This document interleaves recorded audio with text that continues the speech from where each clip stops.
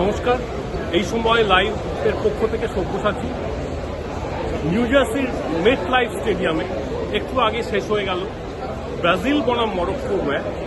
Brazil কিন্তু প্রথম match জিততে পারেনি এবং সবথেকে বড় কথা, প্রত্যাশা অনুযায়ী তাদের খেলা যে পর্যায়ে পৌঁছানো দরকার ছিল বা প্রত্যাশিত ছিল, সেই খেলা কিন্তু ব্রাজিল প্রথম ম্যাচে দেখাতে পারেনি।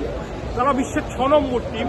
এই প্রথম বিশ্বকাপের প্রথম রাউন্ডে মরক্কো হচ্ছে 8 নম্বর টিম ফিফা র্যাঙ্কিংয়ে। সেই জন্য প্রথম 10-এ থাকা দুটো টিম এই বিশ্বকাপে প্রথম রাউন্ডে এই গ্রুপেই প্রথম মুখোমুখি হলো। এই ম্যাচটা ঘিরে চূড়ান্ত উত্তেজনা ছিল। ব্রাজিল কিন্তু প্রথমার্ধে একেবারেই ছন্দে ছিল না এবং নিজেদের ডিফেন্সের একটা ভুল বোঝাবুঝি থেকে ইসমাইল সাইবারি গোল করেছিলেন। এবং তার থেকে বড় কথা হচ্ছে, ইসমাইল সাইবারি গোল করে দেওয়ার পরে ভুল ছিল ব্রাজিলিয়ান ডিফেন্সে।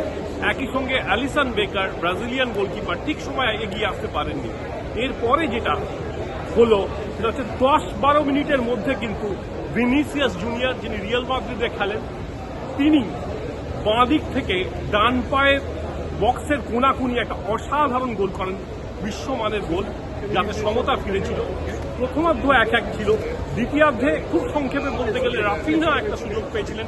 রাফিনাকে নামিয়ে পরে এনরিককে নামিয়েও আনসেলতি এটা চেষ্টা করেছিলেন যদি ম্যাচটা বার করা যায়, কিন্তু মরক্কোর ডিফেন্স সজাগ ছিল। রাফিনা যে গোলটা সেকেন্ড হাফে মিস করেছেন, সেটা সহজ একটা সুযোগ ছিল।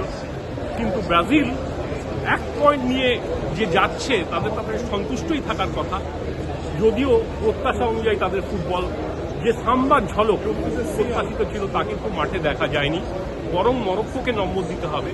গত বিশ্বকাপের সেমিফাইনালিস্ট, তারা প্রথম ম্যাচে ব্রাজিলকে আটকে দিল এবং এই গ্রুপ থেকে ব্রাজিল আর মরক্কোই কিন্তু, অন্য দুটো টিম হচ্ছে হাইতি আর স্কটল্যান্ড, এই দুটো টিমই ফেভারিট পরের রাউন্ডে যাওয়ার জন্য।